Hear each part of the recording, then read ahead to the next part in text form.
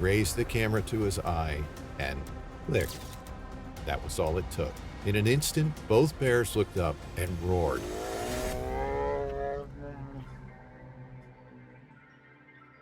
Today we tell the spine-tingling but true story of Jim Cole, a man who escaped the jaws of death. Not just once, but twice. A professional photographer and author of 3 books on animal encounters, Jim Cole is a legend among animal experts and wildlife protectors. The story we're about to tell is a harrowing account of how Jim lost an eye and nearly bled to death in the wild, all for the sake of a photograph. It all happened in the spring of 2007 in one of the most beautiful places in the world, Yellowstone National Park, a place of natural wonders and majestic megafauna. Nestled in the western heart of the United States, bordering Wyoming, Montana, and Idaho, Yellowstone was the first location to ever be given national park status in 1872. This truly epic landscape spans nearly 3,500 square miles, or just under 9,000 square kilometers, and is home to some of the most beautiful canyons, rivers, and mountains in the world. Incredibly, more than half the world's geysers are located in Yellowstone. This is because the park also boasts the one and only Yellowstone caldera, the largest supervolcano on the continent of America. Due to its protected status, Yellowstone has been able to maintain a near-virgin ecosystem, one of the last places in the Northern Hemisphere to do so. Because of this, it was also named a UNESCO World Heritage Site in 1978. Hundreds of species of birds and more than 60 species of mammals, many of them megafauna, roam free among the soaring geysers, petrified forests, and deep canyons of this protected countryside. But while Yellowstone may be one of the most beautiful places on the planet, it's also one of the most treacherous. This incredibly diverse terrain harbors everything from bison and elk to mountain goats and bighorn sheep, not to mention the Rocky Mountain wolves, coyotes, and Canadian lynx. But there is one animal which is more fearsome than all the rest. One beast who is bigger and more powerful than all the others. Equally suited to running, climbing, or swimming, one creature dominates every landscape it sets foot in: the grizzly bear. Weighing up to 360 kilograms or 790 pounds and measuring as tall as 2.7 meters, 9 feet when standing on 2 legs, grizzlies are one of the biggest land carnivores in the world. They are also one of the most dangerous. In the United States alone, these bears killed 24 people between the year 2000 and 2015. Some, but not all of those, were in Yellowstone. Another 44 people were reported injured in the Yellowstone area. However, it's important to note that almost all of these incidents were not the bears' fault. By their nature, bears are very peaceful animals, and it's extremely rare for them to predate a human. The truth is that usually the bears are only acting in self-defense. The frequency of these attacks comes instead from the fact that humans commonly take careless risks around bears, and sometimes those risks have devastating consequences, as we're about to find out. 25th of May, 2007. It was around 8 a.m., and since shortly before dawn, Jim Cole had been trekking along the footpaths of Yellowstone National Park, alone, carrying only his light backpack and his expensive camera equipment. He was looking for bears. Specifically, he was trying to get a shot of a mother bear called a sow with her cubs. However, Jim had some shooting techniques that not everyone appreciated.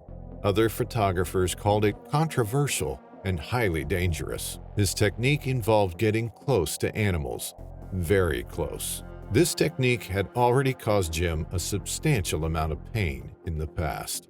In September of 1993, while walking in Glacier National Park in the Rocky Mountains, Jim had crept into a bear's territory, getting very close to its den, so close that he practically stood on the bear, who was sleeping in the bushes.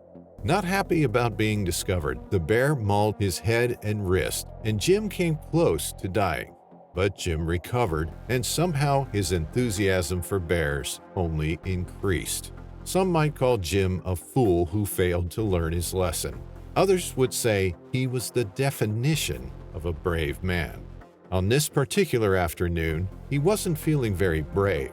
Instead, he was frustrated. He'd been searching all week without seeing a single bear. Sure, there'd been plenty of signs, broken branches and bear scat, but not one glimpse of an actual animal. So in desperation, he did something no Yellowstone visitor should ever do. He went off trail. Being a seasoned professional, he was confident he didn't need to worry about the general advice given by the park ranger. He thought the rules didn't apply to him. He was wrong. A few hours into his hike along the Hayden Valley area, he began to get excited. He saw signs in the snow, signs that showed quite clearly that a large bear was nearby, possibly a bear with cubs, which is exactly what Jim was looking for. A few hours went by, and Jim enjoyed his magnificent surroundings as he always did, taking photo after photo of various birds, a few deer, and even a lone wolf far in the hazy distance. The air had that crisp feeling that only spring can bring. As he breathed in, he felt the trees sprouting leaves again, the flowers beginning to bloom from under the snow. All around him, animals were mating and babies were being born. The world was full of life. Soon, it would be full of bloody violence. After a while of following trails, Jim felt like he must be very close to the bear. He took out his camera and crept further through the trees.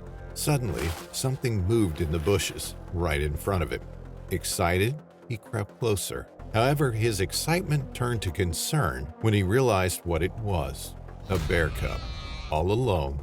No sign of the mother. Jim knew that there was no way a bear sow would leave the cub alone in the woods.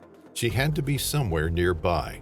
He spun around and, to his horror, saw something moving to his side.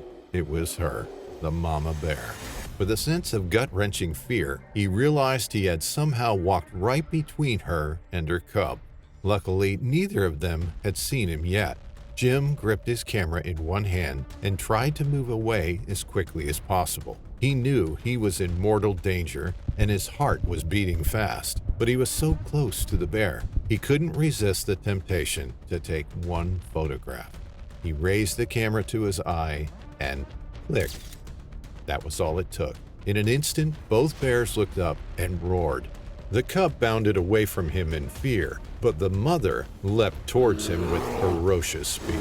Before Jim even had time to reach for his bear spray, the mama bear's claws ripped through the flesh of his face, cutting him from his jaw to his forehead, slicing through an eye, and tearing his cheek muscles to shreds. After that, everything was a blur. Somehow the bear let him go, maybe sensing that he was no longer a threat, and Jim stumbled away. Running for his life, in a state of near death, he had to hike for another 2 or 3 miles, desperately holding his bleeding face, before he was spotted by 2 visitors called John and Judy, who had stopped for a moment to admire the view. Safe to say, they saw more than they were expecting. Jim Cole underwent several hours of surgery to repair the terrible wound on his face, and he was left with a dramatic scar across his cheek and an eye patch. In the end, he was lucky to be alive. Despite all of this, Jim had no hard feelings toward the bear. He remained an enthusiastic advocate for the rights of bears until he passed away in July 2010 at age 60 from natural causes at his home in Montana.